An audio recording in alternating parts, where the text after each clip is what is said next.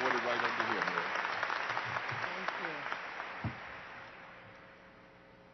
Thank you. Pardon me, I'm losing my voice, which is never a good thing in our house. Well, President Cowan, distinguished faculty, honored guests, thank you for letting us be here today, for inviting us to help celebrate the 2008 graduation. We are so honored. Thank you. And being here does make this a double special treat for us because it's our first celebration as New Orleans residents. And for that, if I could take a moment to thank the Cowans, it is completely their responsibility. James had been asking me for years to move back to the city where we married, and for years I'd been ignoring him, mostly out of habit.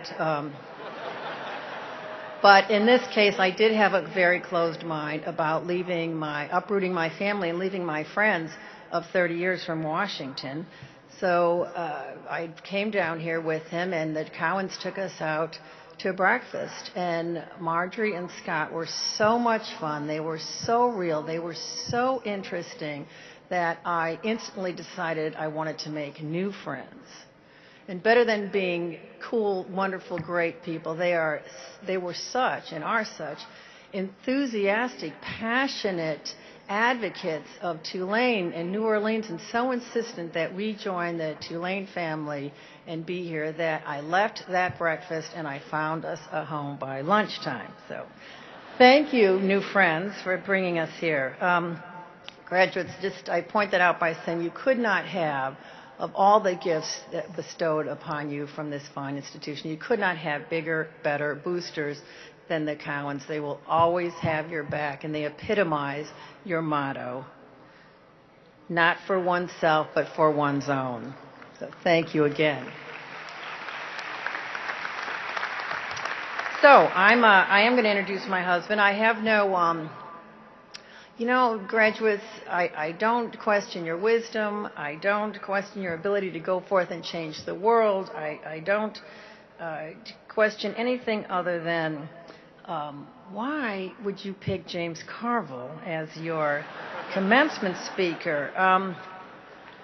It is rare that the greatest words of wisdom would come on graduation day, especially coming from your speaker today. And before we get to him, I do think probably that your greatest wisdom has been gleaned from the people who got you to this day, and that would be your parents and your families.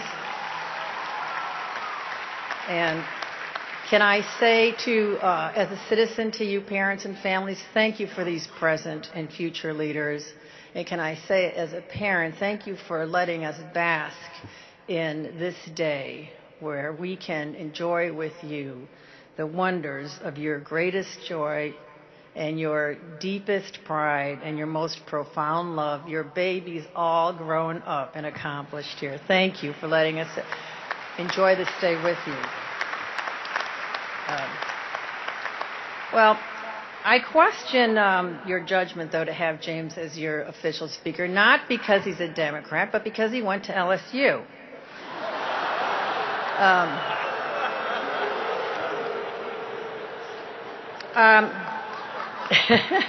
So I want you to know I'm taking it upon myself in the next Battle of the Rag, when he goes out, the super tiger, all dressed up in purple, I'll be cheering on Tulane. I'll be sending him off. I know this is my garden glove, but I had to improvise. We've only been here one day, so I need an official green glove. And do not worry fear that my supporting the opposition would upset my husband. Ours is a marriage that can stand a healthy rivalry. The choice of Tulane is also curious for an institution which of such long and esteemed scholarship. To have this tiger here, and I guess not just any tiger, but one whose 4.0 on graduation day represented his blood alcohol level.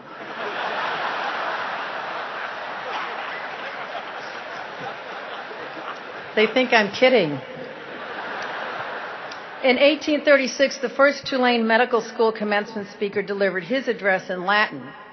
In LSU Law School, when a famed jurist laid out the basic legal principles, which of course are in Latin to James, James responded, Professor, I flunked Spanish 3 times across the street. I didn't come here to learn a foreign language.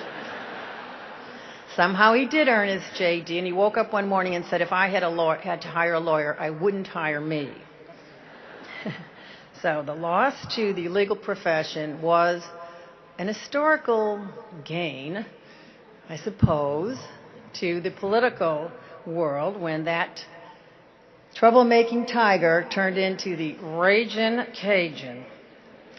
He left the bayou for the Beltway. He dropped the pretty Southern cheerleaders for a crazy Chicago conservative, and that unlikely couple, who did have an uneasy start in that infamous election, ended up, as President Cowan said, having their wedding in the Big Easy. So we are 17 years beyond that, and 2 dazzling daughters, and 3 presidents later, 2 Republicans and 1 Democrat, but who's counting? And he's coming back home. He's coming back home. And before I officially introduce him, I want to say about the home that you've been in for the last years here. Tulane is a remarkable place. It's been the home to students from all 50 states. It's been the home to students from over 40 countries around the world. And the future of our world literally depends on your taking the skills and the gifts that were given to you here and bringing them to the world. And don't take for granted, I know you don't, it's clear from your appreciation that you don't take for granted this education, but it was no fluke that President Clinton came here to launch his first college global initiative. And in that one afternoon, James and I heard more innovative ideas and more sophistication from the college kids than, I shouldn't say more, but let's say equal to what we've heard at cabinet level deliberations for years. You completely inspired us with the creativity, the way you come to approach problems, the way in which you think, and most important for us, and for the world, and certainly for our country, your complete lack of cynicism about the political process.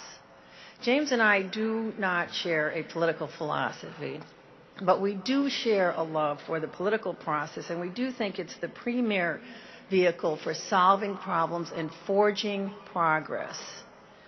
And as you've heard, and as you know, and as you've internalized, and as you have in your mind and your heart, your time here has given you those skills, has given you that character, has given you that road to put your thinking into action. Now, though my husband's thinking, particularly when it's put into action, gives me fits, the man I'm about to introduce does bring the same passion and commitment to our life and has blessed my girls, our girls and me, in very countless special ways with his wisdom. You know him through his audacious public life, some would say, but his real genius is the way he lives his own life. Let me introduce James through just a few of his maxims for maximum living. And while they're not novel to him, they may be memorable to you by virtue of his application of them. I hope just these 3 that have been particularly useful for me, you'll remember if you come to the same situations. The first of his maxims to me, or for himself, which I've used, is get out of your zone. Whenever I'm particularly in a flummoxed situation or in a flummoxed fine impasse, he says the same thing. That's because you think like you think. You need to think like they think if you want to get your point across. It's not what you say, it's what they hear.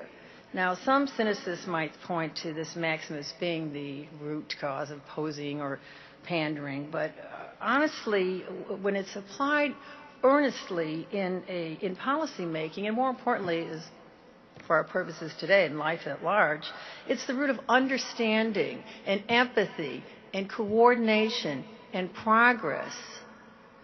Think like they think. Reach out. Lesson number 1, get out of your zone. Lesson number 2, pick your battles and then fight to the finish. Military strategy teaches us that not every hill is worth taking, but if it's worth taking a stand, you must stand firm. You've seen James in a few political battles that looked like kamikaze missions, but when the dust cleared and the smoke moved away, he was still standing, and his mission or cause more often than not, triumphed. When it comes to his wife and his daughters, he says that he's the Neville Chamberlain husband and father. Retreat, capitulate, and surrender. I don't know if that's so, but if it is, I'll say in his defense, we do have the super secret ultimate weapon, girl power, honey. But even your girls, in every case, join you, I hope, in being wowed at watching him be an inspiration for reaching down and pulling up the very best of what it takes to be straight and true and loyal. And maxim 3 of his, which is the most important of all to me, and to paraphrase the Beatles, the love you take is equal to the love you make. James is no Beatle aficionado. If it happened after Elvis, he's clueless. But he does embrace this concept, and it carried me through a particularly vulnerable moment. At age 45, when we learned we were going to have our second baby, which was a fervent answer to an answer to our fervent prayers, I broke down and I cried. I was so scared that I would not be able to love as well and as deeply our second miracle baby as I was our first miracle baby. My precious husband took me and hugged me, and he, of oldest of 8 kids, said, honey, love doesn't divide. Love multiplies. The more you got to love, the more love you got to give. He's no John Lennon, but he's the best husband and the best daddy and the best friend, and is so grateful to be able to celebrate your moving on today, your special graduation. James Carville, welcome home.